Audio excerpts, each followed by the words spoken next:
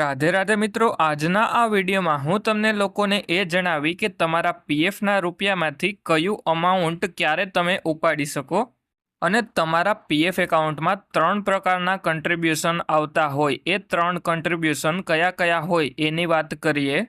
એટલે સૌથી પહેલાં તો તમારા પીએફ એકાઉન્ટમાં એમ્પ્લોયી શેરમાં પીએફના રૂપિયા જમા થતા હોય એ તમારા પગારમાંથી કપાઈ અને જમા થતા હોય અને એમ્પ્લોયી શેરમાં 12% પીએફના રૂપિયા જમા થતા હોય અને પછી આવે એમ્પ્લોયર શેર એટલે કે તમારી કંપની જે પણ પીએફના રૂપિયા જમા કરે એ એમ્પ્લોયર શેરમાં જમા થતા હોય અને પેન્શન કન્ટ્રીબ્યુશનમાં સરકાર જેટલું પેન્શન જમા કરે એ આવતું હોય.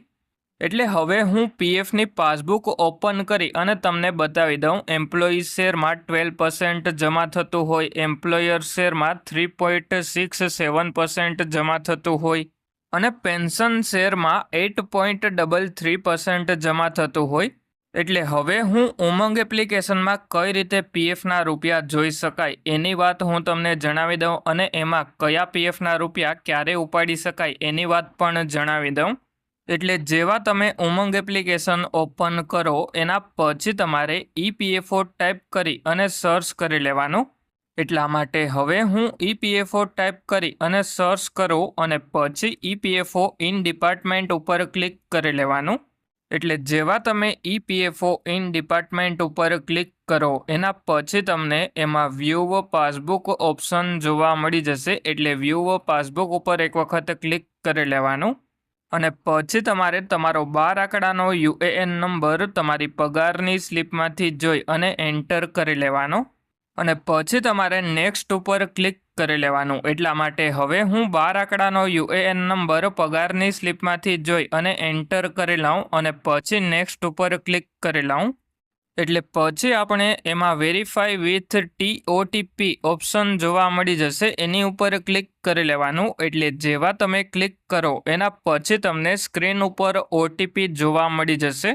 એટલે પછી તમારે નીચેની તરફમાં યુઝ TOTP ઉપર ક્લિક કરી લેવાનું. એટલે જેવા તમે ક્લિક કરો એના પછી તમારો OTP એન્ટર થઈ જશે અને પછી સબમિટ ઉપર ક્લિક કરી લેવાનું છે. એટલે પછી તમે જેટલી પણ કંપનીમાં કામ કરેલું હોય એ બધી જ કંપની જોવા મળી જશે. એમાંથી જે પણ કંપનીના પીએફના રૂપિયા જોવા હોય એ કંપની સિલેક્ટ કરી લેવાની.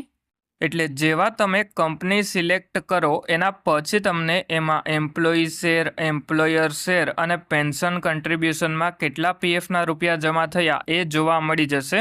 એટલે હવે હું તમને લોકોને એ જણાવી દઉં કે કયું પીએફ ક્યારે ઉપાડી શકાય. તો સૌથી પહેલાં તો એમ્પ્લોયી શેરમાં જે પણ પીએફના રૂપિયા જમા થયા હોય એ તમે પીએફ એડવાન્સ તરીકે ઉપાડી શકો અને એના માટે તમારે પીએફ એડવાન્સ ફોર્મ 31 એપ્લાય કરવું પડે અને આ પીએફના રૂપિયા તમારી નોકરી ચાલુ હોય ત્યારે પણ તમે ઉપાડી શકો. અને જ્યારે પણ નોકરી ચાલુ હોય અને પીએફ એડવાન્સ ફોર્મ 31 તમે એપ્લાય કરો ત્યારે એમ્પ્લોયી શેરમાંથી તમે 75% જેટલા પીએફના રૂપિયા ઉપાડી શકો. અને હવે એમ્પ્લોયર શેરની વાત કરીએ તો એમ્પ્લોયર શેરના પીએફના રૂપિયા જ્યારે પણ તમે નોકરી છોડી દીધી હોય એના પછી 2 મહિના સુધી તમે બીજી કોઈ પણ નોકરી જોઈન ના કરો તો તમે ઉપાડી શકો. અને એના માટે તમારે only PF withdrawal form 19 apply કરવું પડે. અને જો તમારે પીએફ પેન્શન કન્ટ્રીબ્યુશન ઉપાડવું હોય તો જ્યારે પણ તમે નોકરી છોડી દીધી હોય એના પછી તમે 2 મહિના પછી ફોર્મ 10C એપ્લાય કરી શકો. અને જો તમારી સર્વિસ 10 વર્ષથી વધારે હોય તો તમે 57-58 વર્ષની ઉંમરે પીએફ પેન્શન કન્ટ્રીબ્યુશન ઉપાડી શકો.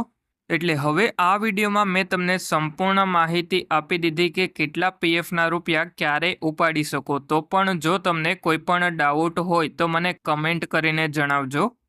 અને જો તમારે તમારું પીએફનું કોઈ પણ કામ મારી પાસે કરાવવું હોય તો મારો મોબાઈલ નંબર આ વિડીયોના ડિસ્ક્રિપ્શનમાં તમને જોવા મળી જશે, ત્યાંથી મને કોન્ટેક્ટ કરી લેજો.